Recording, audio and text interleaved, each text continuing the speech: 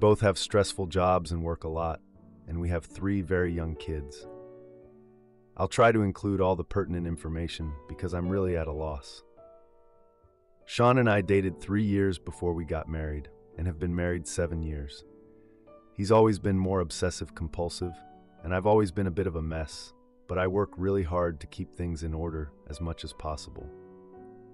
I'm a teacher, so I work about 50 hours a week there. Plus, I have 2 side jobs that add an extra 20 or so hours per week. I've worked all these jobs 6 days a week for most of our relationship together. He makes more money than I do at his one job than I do at all mine combined, but he also kind of hates it, so he goes in for a shift and comes home as soon as possible, usually about 50 hours a week, including commute. Since he has to be at work by 7, he wakes up at 5, gets himself ready, and leaves by 6 while I get myself ready and the 3 kids fed, diapered, clothed, and ready for school, plus let the dogs out.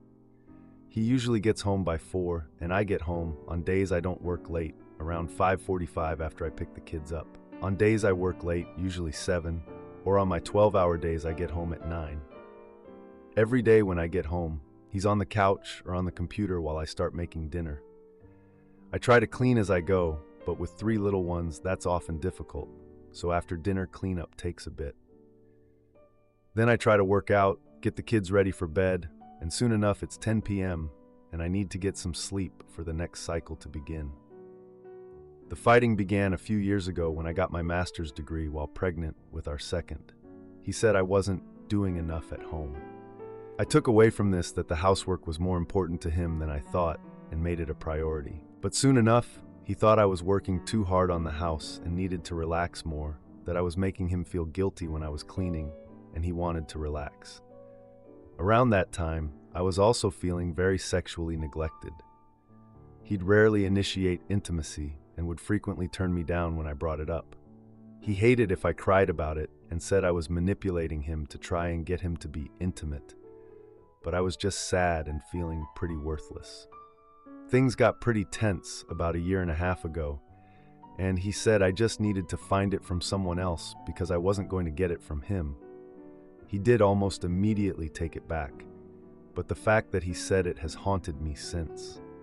After a few weeks of feeling pretty crappy, he initiated, and I took the opportunity to ask if he had any fantasies that I could help with, thinking maybe that was why he wasn't super interested. That led to a discussion about threesomes, hot Wi-Fiing, and a whole bunch of other stuff. But hey, I was willing to try anything. To be clear, he never was willing to fully commit to bringing someone else in, though, so opening the marriage just became a fantasy. But at least our intimacy frequency went up from once every other month to once a week. I'd love daily, but I was happy things were trending positively. We'd still argue, and he'd yell when extra stressed or stuff, but he seemed to be trying. Well, except that now our youngest is 5 months old, and we're flat broke, neck deep in debt that he mostly accumulated, and with 3 littles to try and take care of with super high childcare costs. I'm maxed out on my end at work and salary, so I can't make more money even if I tried. I started couponing and already cook all our meals at home. I started fasting at work so that it's cheaper and helps me lose weight. I'm working hard on my postpartum body, trying to work on the house and keep up with my jobs, and the fights have escalated because now I'm still not doing enough. And he's so overwhelmed when he comes home from work to a mess. Too overwhelmed to clean it while I'm still gone for an hour because that's his decompression time. One night last week, I worked my 12-hour day, stopping at the house in between to fix everyone dinner, drop the older boys off, and take the baby with me to job number 2, and got home a few hours later with a splitting migraine. The boys were being loud and fighting, and Sean decided to scream at the top of his lungs to shut up while also being just a few feet from me. It hurt like hell to my already unalived headache. When I said, "I don't see how that's going to help," he got angry at me and shouted at me for being condescending before he backed me into the bedroom and slammed the door. All in front of our children. He came back to the room about an hour later to apologize, but I didn't say much until the next day when I said in no uncertain terms that this was a hard boundary. I've said many times over the years that yelling was something that affected me a lot, and I didn't want me or the kids to be subject to it. I did ask if there was a better way to phrase my stance on his behavior, but he just said it was my tone that bothered him. I'm still pretty sure my tone was fine for someone who just got screamed at next to. In the moment, he agreed, but last night, Saturday, is when things changed. He got bad news from work and said I wasn't being emotionally supportive enough and gestured to the house about making his stress levels worse. He also hates that he's always the one who has to apologize first. I asked if that meant he wasn't actually sorry for his behavior, but he didn't answer me. Just went on to say I shouldn't be so mad since he wasn't screaming at me. I responded that that's actually not any better, and it's actually worse, since it means he was screaming at our 2-year-old, albeit from the other side of the house. I guess that's what set him off, because he started talking about all he does for the family and looking for a suitcase. So at about 9 p.m., he says he's done, that he'll contact a lawyer on Monday, and walks out. Another pertinent detail is I'm actually super sick. Yay, teacher life. So that means he left me while sick to take care of and put to bed our 3 kids while saying he was done. I called my mom and sister, who immediately started the drive to my house, and by the time the kids were asleep, they showed up with wine. At this point, I basically started trying to figure out what I was going to do. Part of me was relieved because I know I can fix the finances on my own, and I can handle the kids because I basically do all that anyway. I actually felt like I had a pretty good plan to rebuild when, out of nowhere, around midnight, he showed back up. He gave me a kiss on the cheek. I was basically in shock, so I went totally statue mode, and he went to the bedroom since I, my sister, and my mom were watching comedy and drinking wine. But when the movie was ending, he texted me asking why I was ignoring him, and I, totally flabbergasted, said he was the one who left, threatened divorce, didn't message me once while gone, and showed back up unannounced like nothing happened. What am I supposed to say? He wanted me to kick out my mom and sister. My mom had already fallen asleep on the couch, and I literally was like, I will absolutely not send my only support group home when they were here for me while he wasn't. Anyway, around 3 a.m., my sister and I were able to convince him not to escalate any further, and we all got some sleep. This morning has been tense, but he's been the perfect husband and father, wanting me to give him another chance. I don't know. I'm still feeling pretty numb and frankly don't believe him that anything will change in the long term. What should I do? Now, for a few comments before the update. Part of me was relieved because I know I can fix the finances on my own, and I can handle the kids because I basically do all that anyway. I actually felt like I had a pretty good plan to rebuild. You already know the answer. Your husband is a man-child who brings no value to the relationship and yet expects you to look after him and his life. So you work over 100 hours a week between 3 jobs, 3 kids, and all the housework while he sits around and complains that it's not clean enough for him? The audacity of this man. Your life will be easier without him.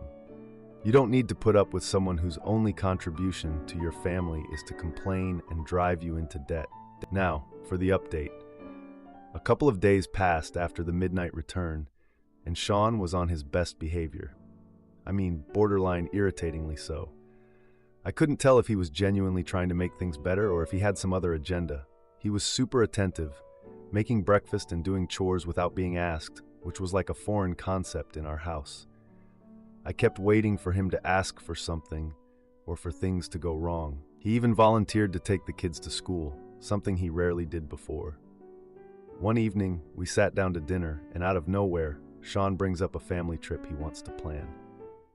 Yeah, a trip. To say I was surprised would be an understatement. We agreed to spend the weekend at a cabin owned by his parents. It sounded innocent enough, but I couldn't shake the feeling that something was off. I packed for the kids and myself while Sean handled his own bag. No help, no asking if I needed anything. Just him and his bag, which made me wonder what he was really up to. During the drive, he played upbeat music and tried to engage the kids with fun games, like the kind of dad they always wanted. It was almost like he was overcompensating for something. Upon arrival, Sean's parents greeted us warmly, expressing excitement about the weekend. The cabin was cozy and well-stocked, which made the kids thrilled. Honestly, I was just trying to enjoy the moment without thinking about what was happening back home. Sean's parents asked about work, and he mentioned a promotion he was aiming for, though it was unclear if he was serious. The first night, we had a family game night, and Sean was overly competitive, which made the kids laugh. I watched him with them, and it was like I was watching a different person, one I used to know, but hadn't seen in a while. The next morning, I noticed Sean sneaking out to take a call outside. I didn't think much of it at first. People have jobs, right? But then I overheard him talking loudly on the phone, mentioning some business deal. My interest was piqued. Later, while cleaning up, I found a receipt on the counter addressed to Sean for a hotel stay. I confronted him about the receipt, and he claimed it was a mistake, something for work. But I could see right through that. As the weekend progressed, his phone rang constantly, and he often stepped away from the family. The kids began to notice, asking why Dad was always on the phone. They were getting too smart for their own good. On the last night, I overheard Sean in a heated conversation outside, clearly agitated. My curiosity was at an all-time high, and I had to know what was going on. I quietly stepped outside and heard him mentioning a date, and everything is set. I couldn't believe what I was hearing. Who the hell was he talking to? I waited until the kids were asleep and confronted Sean about the phone calls and the hotel receipt. He became defensive, saying it was just work and not to overreact. But it was too late for that. I decided to take action. I texted a close friend to look into the hotel reservations under Sean's name. The next morning, I received a message confirming the hotel stay was booked for the same weekend as our cabin trip. I had to get to the bottom of this. I told Sean I wanted to go home early, claiming the kids were tired. On the drive home, I casually mentioned wanting to check out a new park nearby. When we arrived, I led the kids to play while I waited for the hotel confirmation from my friend. Once I received the information, I told Sean I'd be right back and headed to the hotel.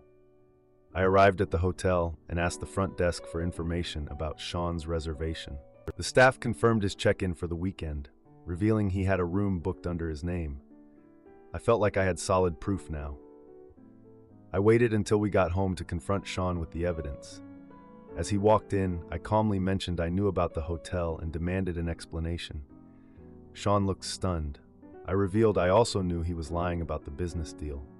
The confrontation escalated, and I told him I wouldn't tolerate the deceit. I won't go into detail about the fight that ensued, but it was a wild one.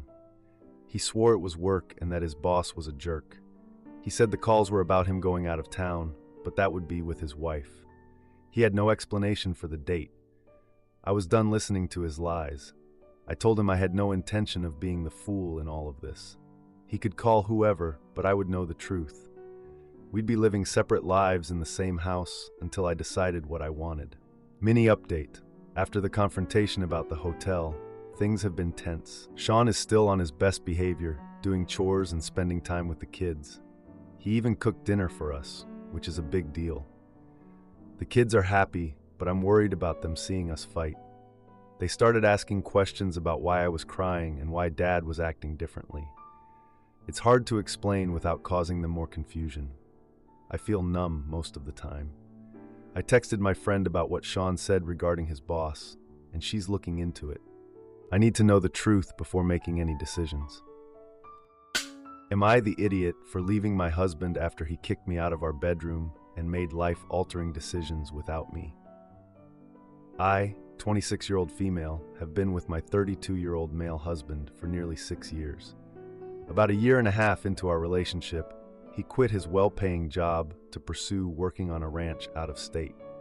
We had a serious talk about if I wanted to keep dating him, move in with him, and become a part of that lifestyle. I had grown up rurally, but didn't know much about cowboying for a living. This was essentially an ultimatum of breaking up, or trying it out. He wasn't going to stay. I planned to follow, and about 4 months after he left, I ended up quitting my well-paying job because I wasn't able to get approved for a transfer and gave up after 4 months to follow him. 8 months later, we got engaged. Fast forward 5 years and we've moved 5 times, as is the life with cowboying. Most cowboys don't choose to spend too long in one place. Once they learn all a place has to offer, it's time to move on to the next place. The more perspectives you get on ranching and the more you learn, the better boss you'll make someday. Each move was rough on me. I was having to find new jobs in each state, make friends, and then leave that all behind when he told me we were moving on. I would get some input on where I wanted to go next. He would show me photos and maps before applying for a new job, and I would go along for the in-person interviews. But other than approving or disapproving a location, I have never gotten any say about how long we stayed anywhere. I felt unimportant in the relationship and started resenting him for making it impossible for me to have a steady career or friends. I enjoyed seeing new country, but I wanted to be able to call somewhere home, at least for a few years. We went to therapy for this and extensively tried to work on our communication. The job we are at now was supposed to be long-term. He's a manager here and gets to make decisions. It's everything we've worked towards the last 5 years. It's everything he ever wanted. Of course, with us moving so frequently and me being out of a job so often, we've climbed our way into some pretty extensive credit card debt, about $30,000 left over among the two of us.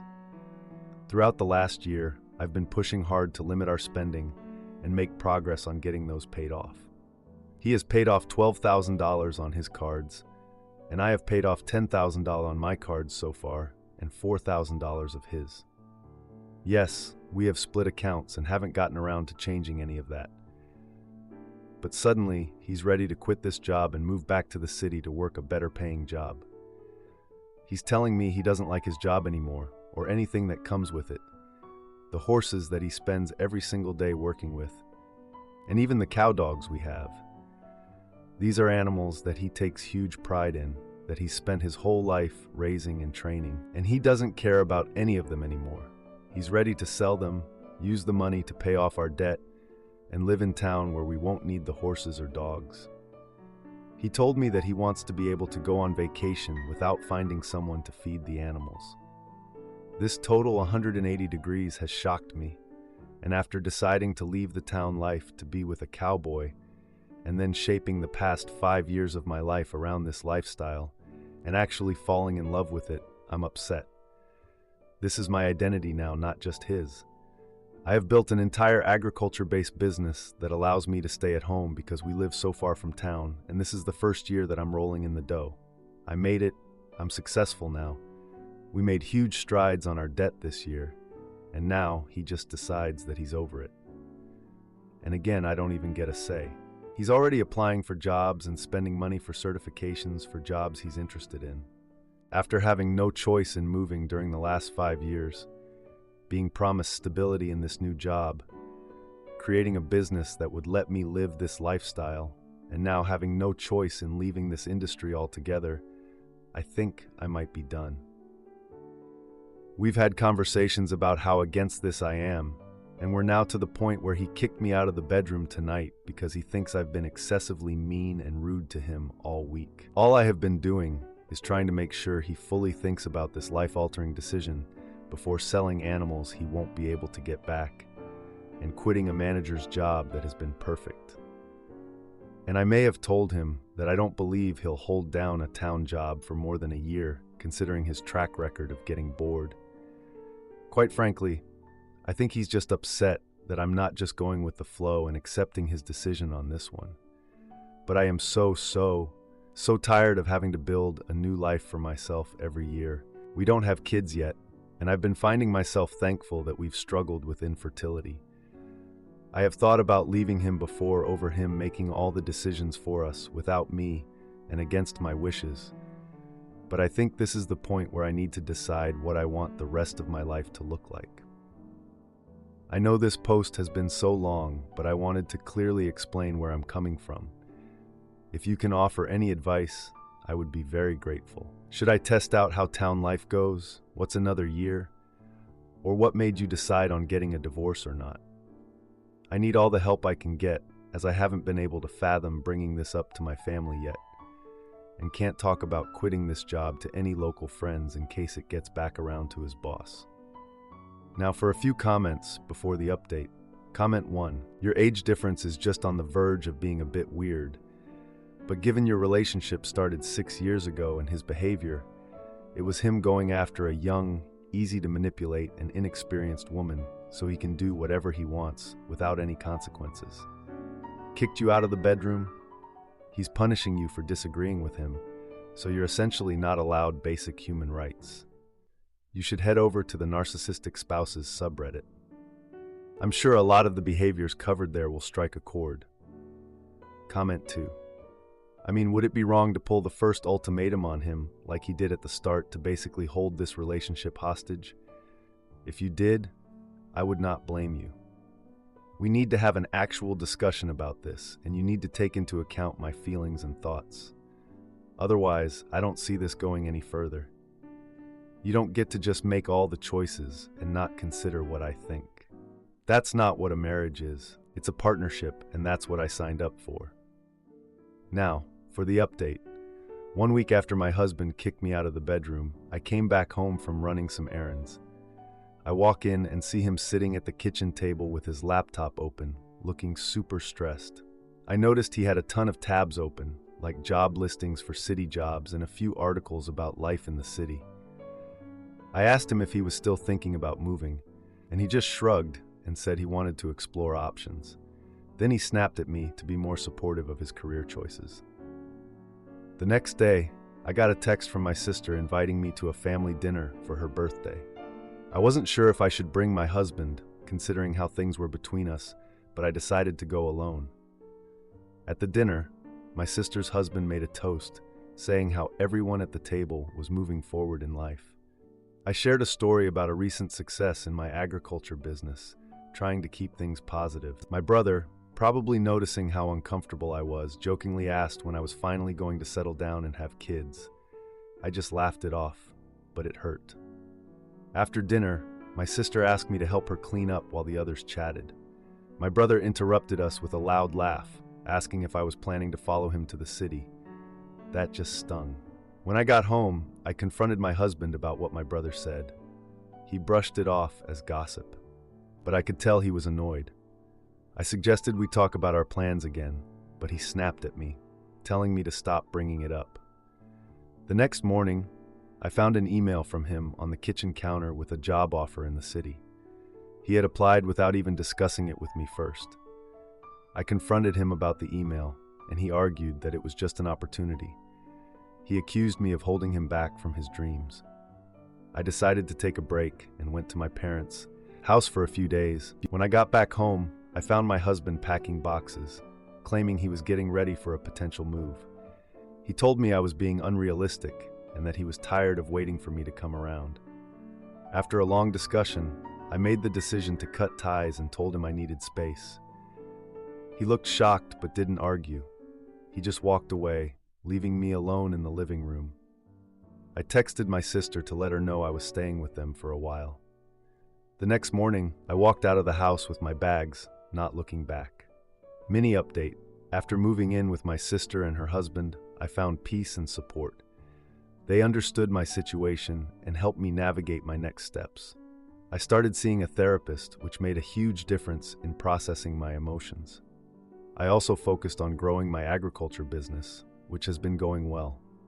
Recently, I got an offer to lease some more land, which could really expand my operations. I'm feeling more like myself and ready to move forward. Am I the idiot for confronting my husband's mistress and demanding she stay away from my family? How can some married men with young kids cheat on their partners? And how do they get these women to sleep with them? Seriously, why do they do it? How can they possibly convince any woman to have anything with them when they have a family? I just found out that my husband is cheating on me. I haven't confronted him yet. I literally just found out a couple of hours ago, and he's working now. He has no idea that I found out about his dirty little secret. I'm at a loss for what to do next. I don't know where to start. We've been married for a decade and have 4 children under 6 years old. How could he do this? And unless he lied to his affair partner about everything, including his name, which I know he didn't because she did call him by his name in the messages I found. And she is someone from his gym, a place that I've been to with him many times as I used to be his workout partner every now and then. I think it's unlikely that she didn't know he was married with kids. Also, all of his social media accounts have a profile picture of him and the kids and a background picture of me with the kids. How could she do that? As a woman, I would never be able to get involved with someone in that situation, even if I wanted him really badly. It's just too complicated for me. Plus, I would probably not even feel attracted anymore once I found out that he was married with kids. I'm just trying to understand why this is happening to me. I don't want to take any thoughtless or precipitated actions or decisions. We have what I believed was a solid and healthy relationship based on honesty, trust, respect, and open communication.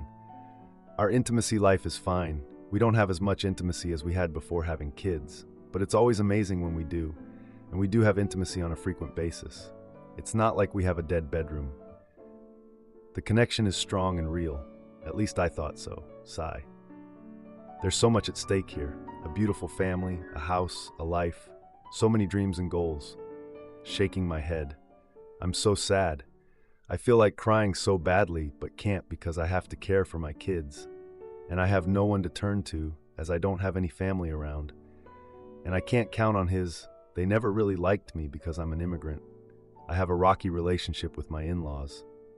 I don't have friends either because I'm always with my kids. Life is so busy every day, all day, that I haven't yet found friends. I live in the country where he was raised and born, very far from where I was born and raised, from my own family and from my old-time good friends. So, why? How? What do I do? Do I divorce him? I definitely don't want to be with a cheater. But what about my kids? How am I going to be away from them for half of the time and be a single mother of 4 the other half? How do I reset, restart, rebuild my life?